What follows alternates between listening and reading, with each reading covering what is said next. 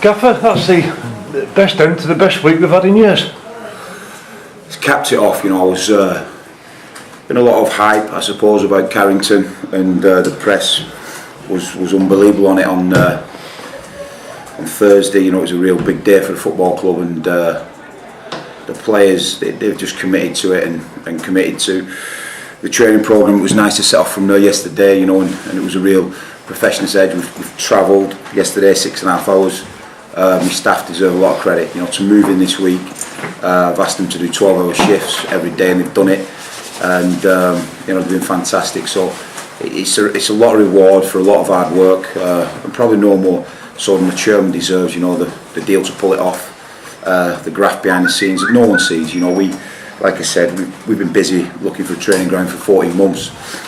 We don't stand still. We're out looking every night, and days like this are rewards for them hard miles. And everyone associated with the football club should be very proud of what they've done this week. What about the game today? What did you make of the game? First half, we completely controlled and dominated the tempo, dominated Plymouth in every aspect, really. But you have to, because they're a fantastic team, and when they get the ball, and players like Louis Alexandra, you have to make sure that you're controlling and dominating the game. First half, for 45 minutes, we did that without really cutting edge. I wanted, we worked on Sawsey and Tuts getting more shots off, and Danny Mayer and Nick Adams. So that was the only bit that just weren't right for me first half. Second half, we saw the character of the team, we saw the steel of the team, we saw the resolve of the team, and we've penetrated them twice and kept a clean sheet.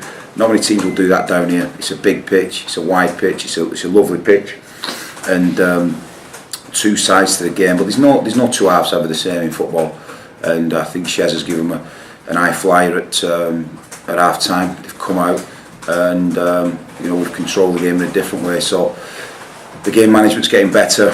What's that now? 24 points, 12 games, 2 points a game. We're in fantastic form. Our away form has really gone through the roof.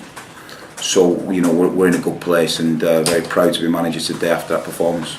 You nearly got Lowy back on as well. I saw him scream back into the dugout just as Rosie put the second away. Yeah, it was something that I'd looked at. Rosie would come on, and sometimes it's difficult to get your second wind as a substitute. It was a real high intensity game, and I would have probably made the substitution if I hadn't scored.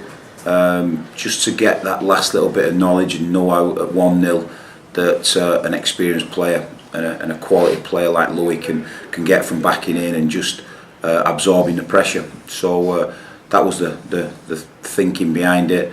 And then when Rosie scores, sit that down. Listen, not sit back down, Rosie. That's the kid, innit?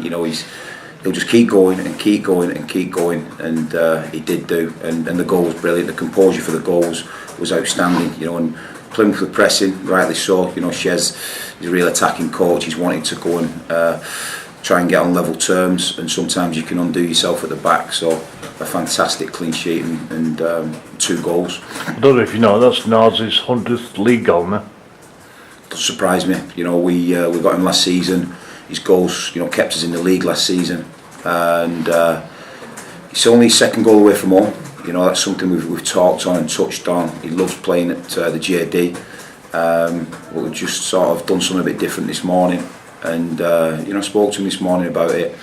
And he's unlucky first half, but the second half goal is a typical Nards run in between two defenders. I mean, Nicky's cross is pinch perfect. It's absolutely a superb cross, and Nards does what Nards does.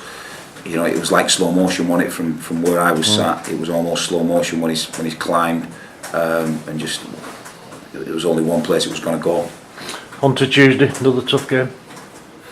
Yeah, we've got to shake this one down. We'll analyse it tomorrow. We've got to see. We'll probably spend a good 45 minutes here making sure everyone's right, get a massage on, get the ice baths done, do a lot of prep here, a lot of prep on the coach, and make sure we try and recover enough for that high octane game that I want to play. You've seen that today.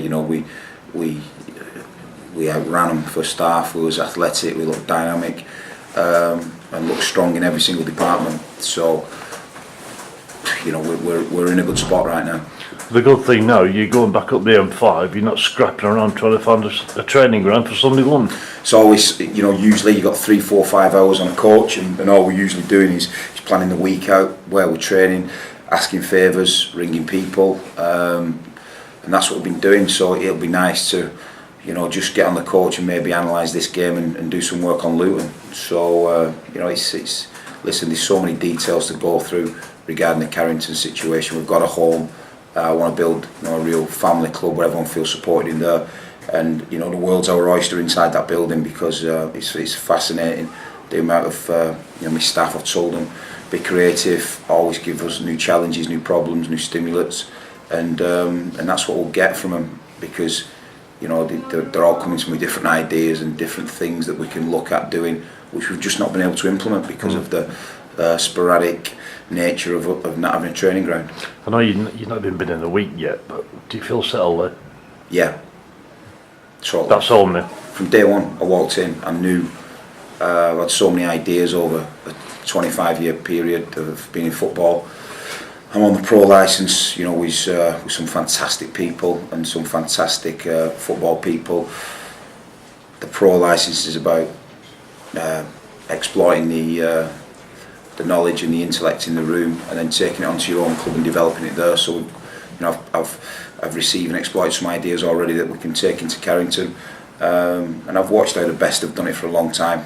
So it's a place that will certainly make our own. It's a place that will get better, but to know you're going in there tomorrow, I'll be over there tomorrow. To know you're going there tomorrow and then Monday is fantastic. Bit more time to do your programme, not on my own then. Yeah, I've got to do that for you, and that's a code. Yeah, it's usually a text. Now you're doing it over the video. You get your text as well, don't worry. Great. I was going to say, actually, I remember being in the same room about 13, 14 months ago, and it was quite a low point, really, wasn't it? After you'd not been here that long, and it was probably wow, the job in front of you looked massive. Probably the lowest point. Yeah, me and Brassy said at the side of the pitch. I remember putting Nav on, and Jonah come off, Procky come off with an injury. I ended up with 10 men with 20 minutes to go. I looked round at the squad, and the job looked massive at that point. It looked like an abyss. It really did. I didn't really want to come in this room. It was horrendous. Yeah. I'll tell you now, from where we started from to where we are now, fans have got to understand that. They really have got to understand and understand what we're trying to build. You try and go somewhere too fast and you fail. The club's done it every single time. They've had a real enthusiasm for what they've done. But you can see with Stuart Day what he's achieved and what he's got. Got us now with the training ground. We can implement a lot of great work going forward. Today, one of the points just before Nadiela scored, I thought he held his guard again. I thought, oh no, what's going on here? And then he pops up and heads in the goal. Is there any sort of problems there? I mean, he came off not long afterwards. No, he's okay. He's all right. Yeah, okay. he's good. Brilliant. With regards to Luton, I think Andrew Tuck sort of summed up the kind of positive feeling there was in the camp, saying we're looking for 6 points from 2 games. We've got 3. I mean, they're going to go in with the same mentality, aren't they? I come here 40 months ago, and some managers don't want to lose games. I want to win every game. I'll send a team out to win a game, like I do every single Saturday or Tuesday. So, we're no different. We believe that. We believe we can win any football match, or I wouldn't do what I do. So, yeah, Tuesday will be no different from the other, 60 games that I've had down here. One last question as well. I mean, it shows the confidence you have in the strength of the squad to let Pabs go until the end of the season. Although I understand there's a callback on that, is there? Absolutely. Yeah. Pabs, he's the reason I believe we stayed in this division last season. He come in every single day in training. He made us become winners once they cross over the white line. He's one of the best trainers that I've worked with, and he's a fantastic professional. But with a 6-7 week injury and the conditioning side of things, I want him in a rhythm. I can't really offer him the games that he needs, but Cheltenham could.